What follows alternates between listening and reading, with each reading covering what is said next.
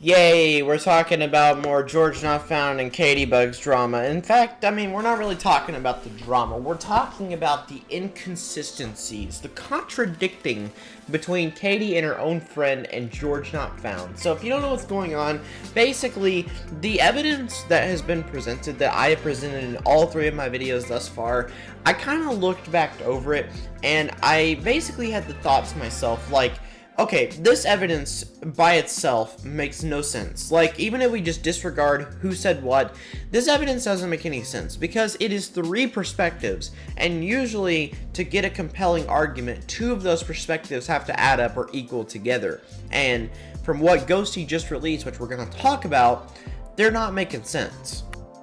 Anyways, let's read a text that Ghosty posted. We were there 2 nights. First night, we were already drunk when we got there. Second night, we didn't drink till we got there. So honestly, I think she misspoke. Because there's no way any of us could have drank at the Insta party. Because one, some of us didn't even get in. Two, Cotty wasn't even 21.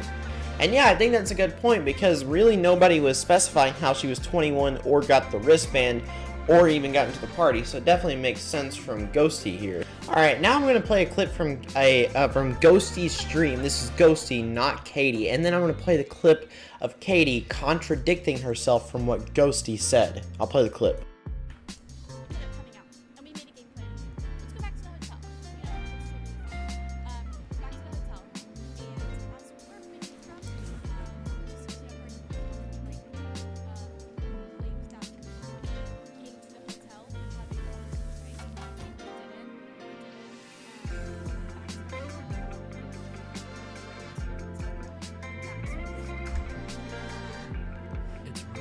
And now I'm going to play Cotty's clip once again from her stream about a week ago at this point.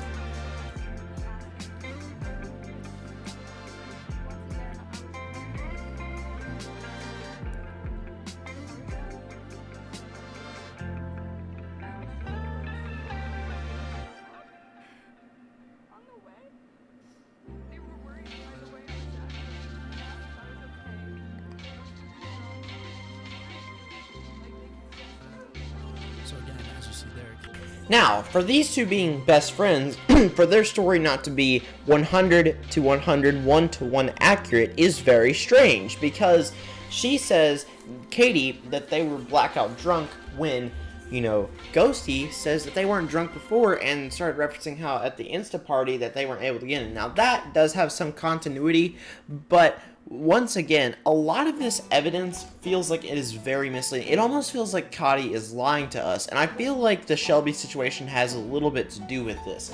Now, if you don't remember the Shelby situation because it feels like it's a decade ago since it last was talked about, basically, Wilbursick basically abused Shelby by biting her and doing other stuff. But I actually did some digging today while I was at work, and I kept thinking back to that whole situation, and I was thinking dang, Shelby and Katie kind of talked about it the same way, except the major difference is Wilbur didn't deny the accusations like George did. He instead just straight up admitted about the accusations, and then George didn't. He basically came out, defended himself. He came out with a cool, calm, collected video, not a very emotionally messed up and all over the place tweet like Wilbur did. Also, I want to state this point because I feel like the internet seems to not understand how accountable for you are when you're being drunk. When you are drunk, you are still, and I'm face palming right now because this annoys me, you are still accountable for what you say and what you do when you're drunk. And the fact is, George did not provide alcohol to a minor. She was already quote-unquote drunk when she got there, according to her story, when she wasn't. According to Ghosty, that's easily debunked. So, at this point, it just comes down to someone was touching someone else on the waistline. Sure, the age gap was a little creepy, but that's all it really is. And that's just how I see it from my perspective.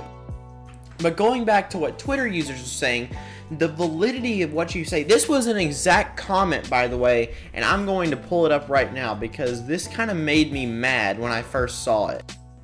Now, this person was trying to tell me that just say it's an allegation, it's not credible because someone doesn't say it's disgusting, because just somebody doesn't say something is disgusting. Now, this was talking about the whole situation before this, but she says, I kind of thought that it was common sense never to question validity over how outspoken is about someone in the moment of it happening, especially if they're drunk.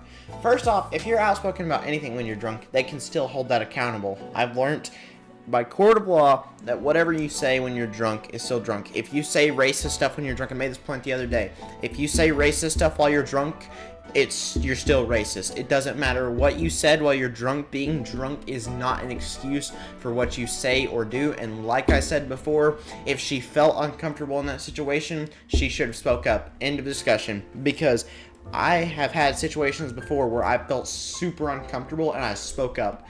And I don't care how introverted you are, because even in those moments when you feel like you're going to die on the inside, you still have to speak up. It's just the end of discussion. And I know some people are like, well, it's hard for me to speak up or something like that. You've just got to do it. I don't know how else to put it. You just have to. So yeah, that's pretty much all for me for this video. I don't really know what else to say other than this situation seems to be getting contradictory. There's not much left until, you know, she decides to come out with her bogus proof at this point. I'm starting to really not believe Katie's side anymore in this. But let me know what you guys think down below. And yeah, subscribing would be really awesome for the channel. And yep, that's all for me. So hopefully you guys have a great rest of your day. See ya.